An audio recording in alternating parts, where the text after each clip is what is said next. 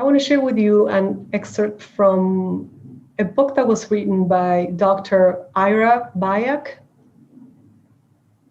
And it's in fact an anecdote about Margaret Mead. And it says like this, it says, years ago, anthropologist Margaret Mead was asked by a student what she considered to be the first sign of civilization in a culture. The student expected Mead to talk about fish hooks or clay pots or grinding stones.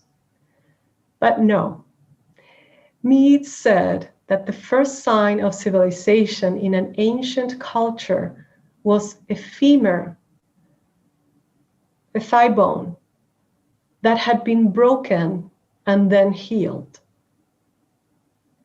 Mead explained that in the animal kingdom, if you break your leg, you die. You cannot run from danger, get to the river for a drink or hunt for food. You are meat for prowling beasts. No animal survives a broken leg long enough for the bone to heal. A broken femur that has healed, she says, is evidence that someone has taken time to stay with the one who fell, has bounded up the wound, has carried the person to safety, and has tended the person through recovery.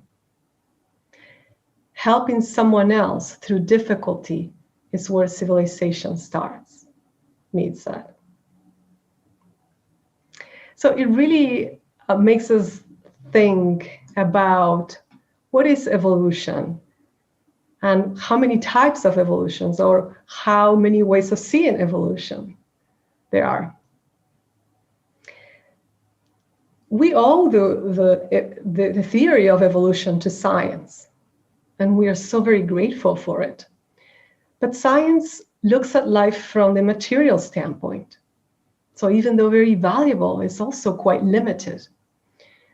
It studies life from the physical perspective, what is observable and measurable through the current technology. And the technology changes. So in 10, 20 years from now, we have new discoveries and new beliefs from the scientific point.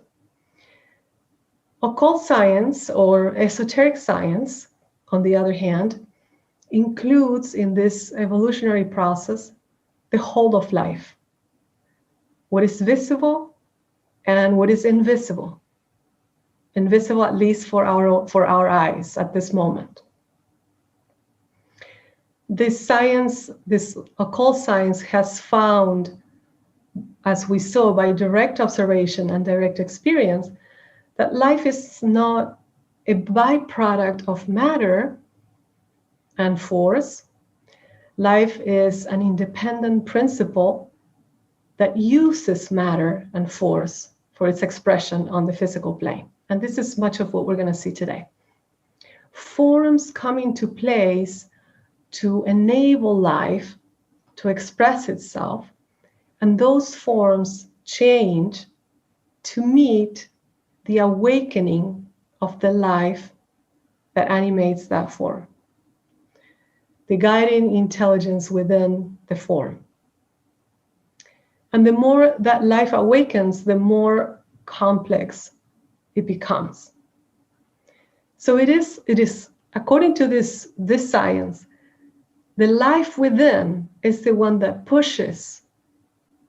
The life that awakens within is the one that is guiding the process and evolving. And this is a very important concept.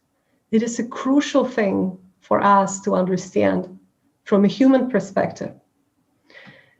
Because when H.P. Blavatsky says the organ, she says the need creates the organ. So whenever our inner development is wide enough, open enough, high enough, our inner senses awaken, our capacities to see awaken. So It is not the other way around. It is not that trying to awaken our inner senses that our life within is going to wake up. It is the life within that wakes up that develops our other capacities.